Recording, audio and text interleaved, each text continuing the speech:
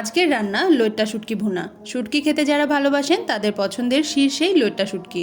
খুব সহজ পদ্ধতিতে আজকে লইট্টা শুটকির আদ্যপান্ত দেখানো হবে। শুটকি কাটা, পরিষ্কার এবং ভুনা করা সবই শেয়ার করব আপনাদের সাথে। তবে হ্যাঁ, আদা রসুন প্রভৃতি মশলা বাটার ঝামেলা না করেই সহজেই বানানো যায় লইট্টা ভুনা, তা আপনাদের সামনে তুলে ধরেছি ভিডিওতে। সাথে থাকুন, চলুন আর বকবক না করে রান্নায় যাওয়া যাক। শুটকিগুলো 1-1.5 ইঞ্চি সাইজের কেটেছি, আপনারা পছন্দ মতো টুকরো করে নিতে পারেন। এরপর গরম পানিতে কিছু সময় রেখে কষলে কষলে ধুয়ে নিতে হবে, ময়লা বালি এসব যেন না থাকে। যেহেতু শুটকি শুকানোর পদ্ধতি ময়লা বালি এসব মিশে যায়, তাই ধুয়ে নেবেন ভালোভাবে, তাহলে খেতে গিয়ে বিড়ম্বনা পোহাতে হবে না।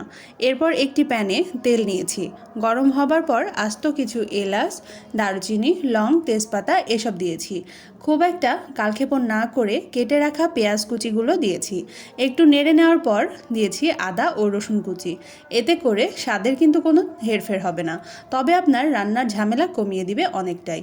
পেঁয়াজ আধা ভাজা হতে হতে এর মাঝে দিলাম শুকনো মরিচ, লবণ, হলুদ, গুঁড়ো মরিচ, জিরে গুঁড়ো এবং ধনের গুঁড়ো। সবই কিন্তু ব্যবহার করা হয়েছে শুটকির পরিমাণ এবং আমার পছন্দের স্বাদের ওপর।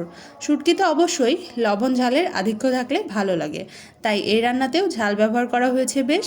সব কিছু ভাজা হয়ে আসলে পানি দেওয়া হলো সামান্য, যাতে মশলা পুড়ে না যায়। কিছুক্ষণ কষিয়ে নিয়ে এর মাঝে ছেড়ে দিলাম শুটকিগুলো নেওয়া হয়েছিল টাউন হল বাজার থেকে, তবে ভালো ফ্রেশ ছিল, পচা বা ফাঙ্গাস পড়া ছিল না, তাই খুব রুচি করেই খেয়েছিলাম রান্না শেষে।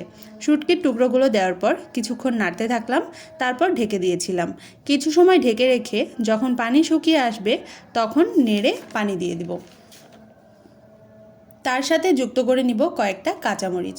আগেই বলেছিলাম ঝালের মাত্রা তুলনামূলক বেশিই হবে। ঝাল নিয়ে মজার একটা ঘটনা আপনাদের শোনাবো একদিন। রান্নার পানি দেওয়ার পর ঢেকে দিতে হবে, মাঝে মাঝে ঢাকনা উঠিয়ে নাড়তে হবে, যতক্ষণ না পানি কমে মাখো মাখো একটা ভাব চলে আসে। আমি একা মানুষ, তাই অল্প পরিমাণেই রান্না করেছিলাম। এরপর যখন তেল বের হয়ে আসবে বুঝে যাবেন শুটকি ভুনা প্রায় রেডি। রসুনের ব্যবহার তুলনামূলক বেশি করবেন যদি আপনি রসুন প্রেমী হন। চুলার আঁচ কমিয়ে কিছুক্ষণ রাখলেই লইট্টা ভুনা খাবার জন্য রেডি হয়ে আসবে। তেলের কথা আসতেই একটা বিষয় জানিয়ে রাখি, বলতে পারেন উপদেশও। তেলের ব্যবহার তুলনামূলক কম করার চেষ্টা করবেন, সুস্থ থাকবেন। তেল কম ব্যবহার করে যে রান্নায় ভালো স্বাদ নিয়ে আসতে পারে, সেই প্রকৃতপক্ষে সেরা রাঁধুনি। ভুনাকৃত শুটকি রান্না হতেই পাতে নিয়ে নিয়েছি গরম ভাত আর লোভনীয় শুটকি ভুনা। কি দেখতে দুর্দান্ত লাগছে না? আপনারা বাড়িতে ট্রাই করবেন সহজ এই রেসিপিটি, সবাইকে বানিয়ে খাইয়ে চমকে দিবেন। অবশ্যই সেদিন বাড়তি ভাতের ব্যবস্থা রাখতে ভুলবেন না। তো ভালো থাকুন, ভালো খান এবং এইরকম দুর্দান্ত রেসিপিগুলো দেখতে আমার চ্যানেলে অবশ্যই চোখ রাখুন। টাটা।